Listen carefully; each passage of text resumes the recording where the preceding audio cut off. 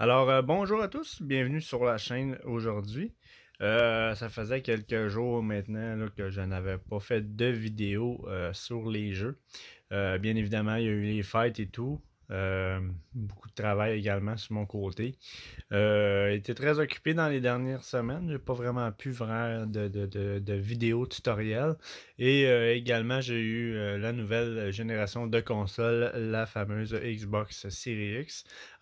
Oui, la vidéo que je vais faire aujourd'hui va être la première vidéo sur la nouvelle génération de consoles. Sachez que par contre, avant de faire cette vidéo-là, j'ai fait plusieurs tests de plusieurs jeux sur la nouvelle génération avant de vous en présenter un aujourd'hui.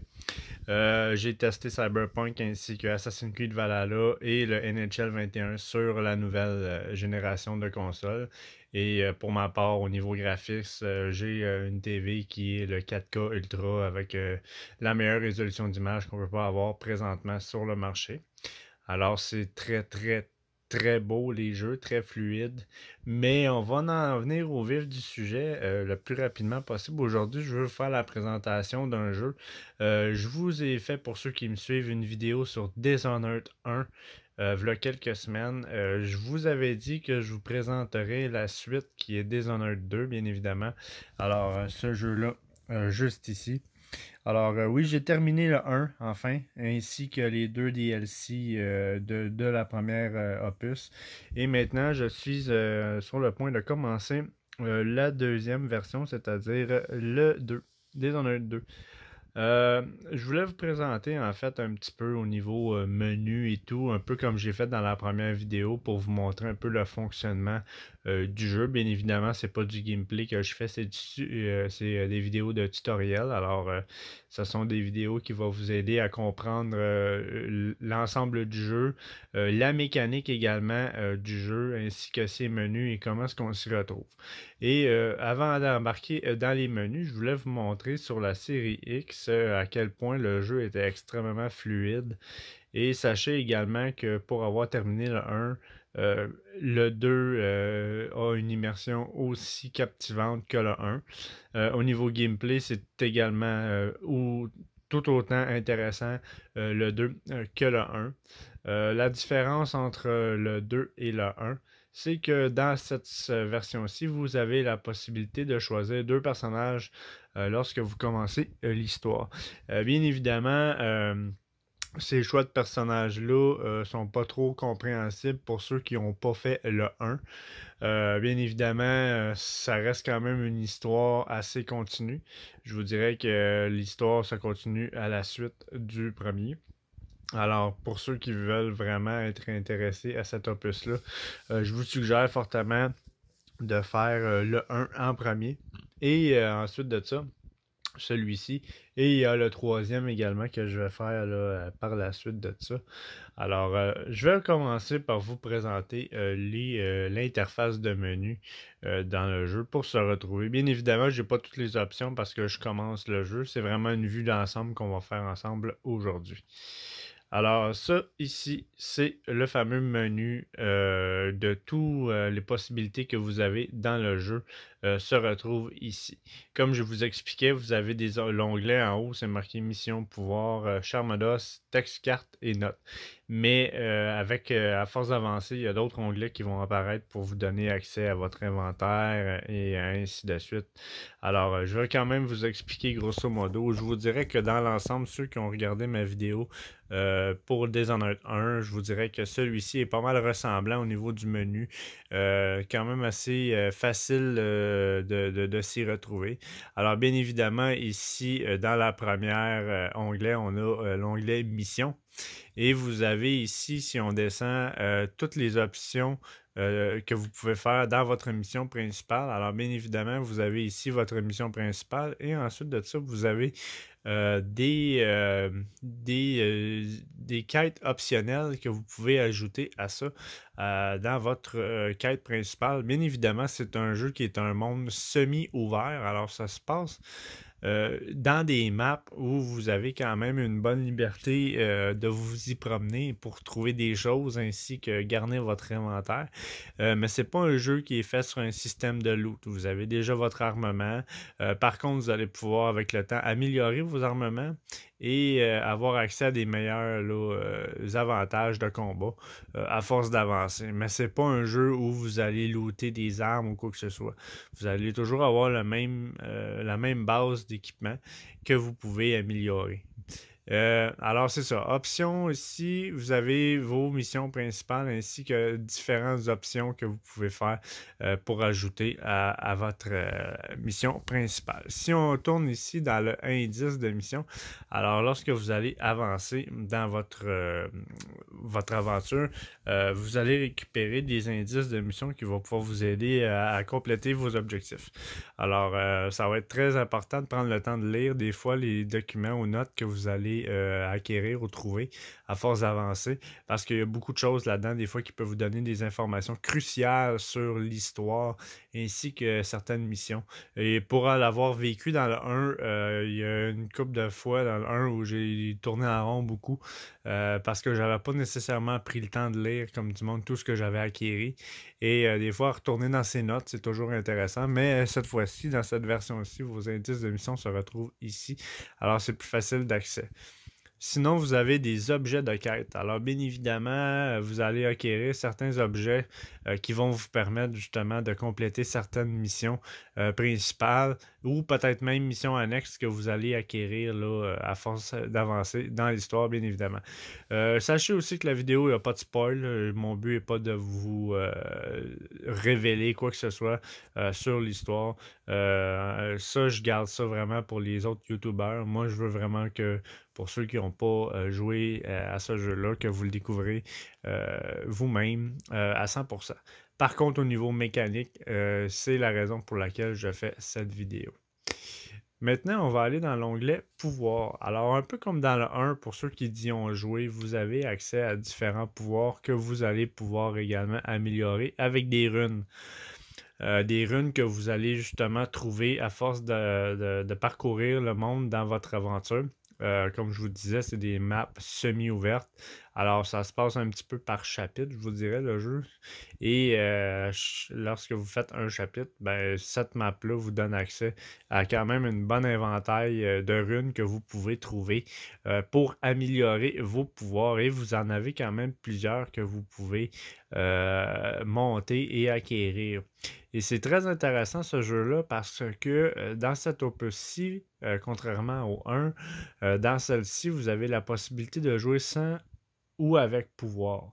Et je ne m'avancerai pas plus loin pour ça, par rapport à ça, parce que ça fait partie de l'histoire de faire ce choix-là. Et vous le verrez avec le temps pour comment est-ce qu'on fait pour s'y rendre à ce niveau-là. Alors, c'est très intéressant. Vous pouvez vraiment le jouer de la manière que vous le voulez, ce jeu-là. Et comme je vous disais, vous avez la possibilité de choisir 2 personnages au début. Alors, chaque personnage a ses caractéristiques différentes, bien évidemment. Mais honnêtement, je vous suggère fortement de faire le 1 avant de faire celui-là, pour la simple et unique raison que beaucoup d'éléments dans le 1 que vous avez besoin d'apprendre pour vraiment embarquer à 100% dans l'immersion du 2. Bien évidemment, il y a un court résumé de ce qui s'est passé dans le 1 lorsque vous commencez l'histoire, mais c'est pas assez détaillé pour que vous compreniez vraiment le sens du jeu. Alors, c'est vraiment un jeu qui se doit d'être fait par la suite du 1. Charme d'os. Charme d'os, pour ceux qui ont joué au 1, vous le savez ce que c'est. Pour ceux qui ne l'ont pas fait, les charmes d'os sont des bonus que vous pouvez ajouter à votre personnage. Et ce sont des bonus que vous allez trouver à force justement là, de vous aventurer dans ces maps-là, que vous allez faire vos tableaux. C'est des choses que vous allez acquérir, que vous allez pouvoir ajouter à votre personnage. Vous avez également la possibilité d'en créer. Comment est-ce qu'on en crée, je ne le sais pas encore. Je vais le découvrir là, à force d'avancer dans le jeu. Mais les charmes d'os sont très intéressants pour justement apporter un bonus là, sur votre personnage. Et chaque charme d'os ont leur bonus différent. Ça peut être vous donner plus de santé, plus de rapidité, vous permettre d'être plus rapide lorsque vous êtes en mode furtif. Il y a plusieurs possibilités là, vraiment là, d'ajouts que vous pouvez faire. En plus de vos pouvoirs que vous pouvez également mettre et choisir de monter sur votre personnage, tout dépendamment de comment est-ce que vous allez jouer votre partie.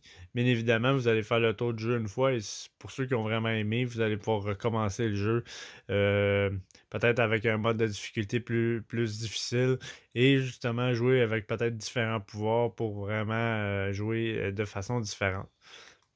Ensuite de ça, l'onglet tout ce qui est texte et cartes. Alors ici, c'est tous les documents que vous allez trouver, qui va se retrouver ici, que vous allez pouvoir retourner lire là, lorsque bon vous semblera. Comme je vous disais, des fois, il y a certains documents que c'est important de prendre vraiment la peine de lire, puisqu'il y a des choses là-dedans qui peuvent vous expliquer des éléments qui vous aident à comprendre l'histoire, qui ne sera pas nécessairement expliqué lorsque vous allez avancer dans vos missions. Et des fois, c'est des éléments, pour ceux qui veulent vraiment faire la trilogie, qui peuvent être assez importantes pour vraiment connaître à 100% les personnages. Alors moi, je vous dirais, pour vraiment rentrer dans l'immersion du jeu, ça vaut la peine de prendre le temps de lire les documents parce que vous allez vraiment en trouver beaucoup. Tous ces fameux livres, listes, notes que vous allez avoir accès dans ce jeu-là. Et vous allez en avoir énormément à lire. Mais c'est sûr que vous pouvez passer votre chemin, pas les lire. Mais pour une immersion totale, c'est suggéré. Sinon, dans le même onglet, ici, nous avons les audiographes. Alors, les audiographes, ce sont comme des enregistrements, en fait, que vous allez également trouver et que vous allez pouvoir écouter. Et c'est des enregistrements qui, comme les notes, vont vous permettre de comprendre plusieurs choses dans l'histoire. Ensuite, au niveau connaissances, les connaissances, c'est tous les livres que vous allez trouver. Parce que, comme je vous expliquais, des livres, vous allez en trouver une grande quantité. Alors, tous les livres que vous allez trouver sont considérés comme des connaissances générales que vous ajoutez à votre personnage. Et ensuite de ça, on a l'onglet cartes. Bien évidemment, cartes, j'en ai pas encore puisque je suis vraiment au début du jeu. Mais vous allez avoir des cartes dans le jeu que vous allez pouvoir avoir dans cette option-là ici. Ensuite de ça, dans notes. Les notes ici, ce sont des notes générales de où est-ce que vous en êtes rendu dans votre histoire actuellement.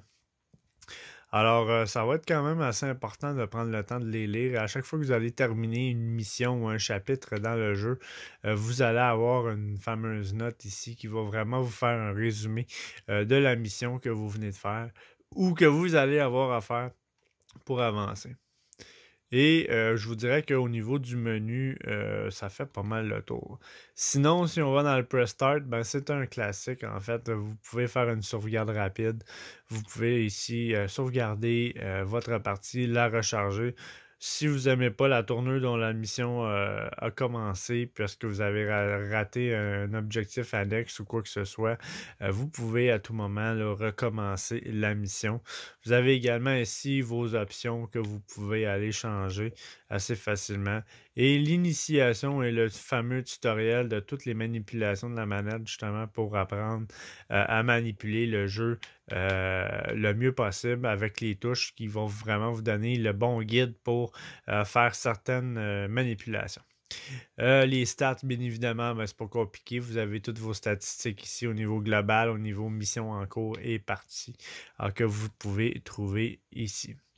Sinon, dans l'ensemble, je vous dirais que c'est à peu près ça. Sinon, comme le 1, pour ceux qui ont joué, vous avez un menu comme ça ici qui va vous donner accès à votre roulette d'armement. Alors, vous avez accès à vos potions ici dans le haut. Vous avez des potions de vie ainsi que des potions de magie. Vous avez également sur le côté toutes les munitions que vous allez acquérir. Vous pouvez avoir des grenades, vous pouvez avoir des balles de fusil. Là, l'arme est très légère, mais quand vous allez embarquer à 100% dans le jeu et que vous allez avancer, cette roulette-là va se remplir de plusieurs possibilités d'options d'armement que vous allez acquérir avec le temps et que vous pouvez améliorer également. Alors, ça va être très garni à ce niveau-là. Et sinon, ben, la classique, vous avez quand même votre épée et vous avez également un arme à feu ici que vous allez pouvoir améliorer. Et c'est pas mal la base du jeu. Et c'est un jeu que vous pouvez vraiment jouer de la façon que vous le voulez. Où vous pouvez soit être très furtif et essayer de vous fondre dans la masse, ne pas vous faire repérer et faire des assassinats silencieux, comme vous pouvez passer votre chemin et juste essayer de ne pas tuer personne, ce qui peut être très possible aussi. Ou bien vous avez la possibilité, si vous aimez tirer dans le tas, d'être justement là, free for all, foncer dans le tas puis tuer tout ce qui bouge. Vous avez cette possibilité-là également.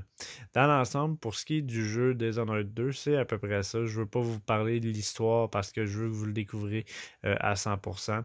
Et petit bémol, sachez que le jeu sur la nouvelle console Series X est extrêmement beau, de très belle qualité, ainsi que tous les autres jeux que j'y ai joué présentement. Alors, moi, je profite de l'immersion et du graphisme qui est vraiment très avancé sur cette console-là pour terminer tous les jeux que j'ai pas eu le temps de terminer ou que j'ai pas eu le temps de vous présenter encore. J'en ai quand même une très bonne liste. Et je vais terminer celui-ci pour pouvoir justement vous présenter le plus rapidement possible le 3. Et je vais comme ça avoir pu vous présenter la fameuse trilogie des Dishonored. Alors pour ceux qui ont apprécié la vidéo, merci d'avoir été avec moi aujourd'hui. Ça m'a fait plaisir de vous en faire la présentation. Si vous avez aimé, ne vous gênez pas à liker, partager, commenter ou vous abonner à ma chaîne. C'est toujours très agréable d'avoir de nouveaux mondes qui me suivent. Merci d'avoir été avec moi et on va se revoir à la prochaine pour la prochaine vidéo que je vais vous faire découvrir. Merci et au revoir.